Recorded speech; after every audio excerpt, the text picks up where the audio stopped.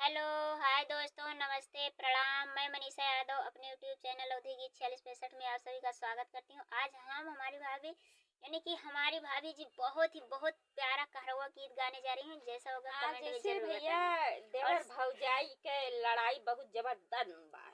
और जैसा बहुत होगा जबरदस्त बा मतलब कमेंट में जरूर बताना और साथ ही साथ लाइक सब्सक्राइब करते रहना।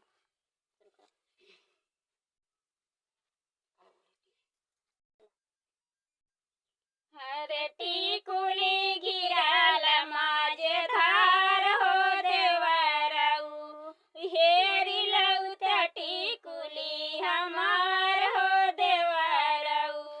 तोहरी टिकुलिया भौजी हेरी खोज लाइब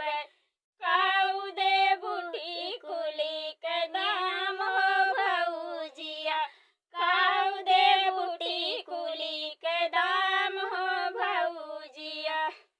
हाथे के घड़िया देव गाल के सिकड़िया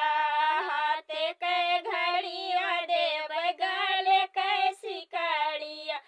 ई है दे बैठी कुली के दाम हो देवरऊ ई है दे बैठी कुली के दाम हो देवरऊ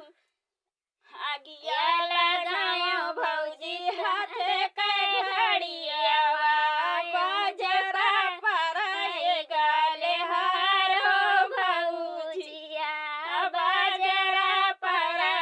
गाले हार हो भौजिया तोहरे चरवा भौजी दुए नाव रंगिया तोहरे चरवा भौजी दुए नाव रंगिया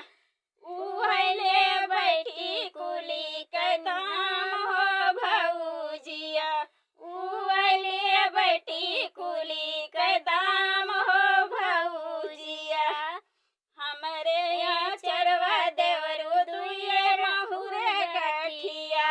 हमरे चरवा देवरू दुए महुर गठिया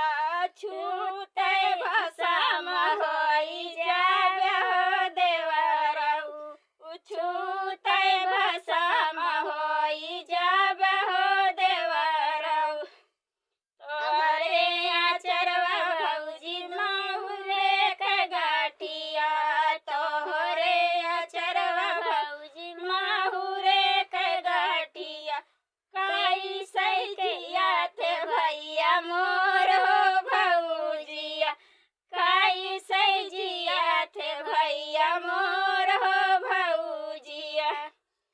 जाऊने सहरवा के भैया तोरा नौकर जाऊने सहरवा के भैया तोरा नौकर माहुरे के कार थारा हार हो देवरऊ माहुरे के कार थारा हार हो देवरऊ यही सही जिया थे भैया तोर हो देवरऊ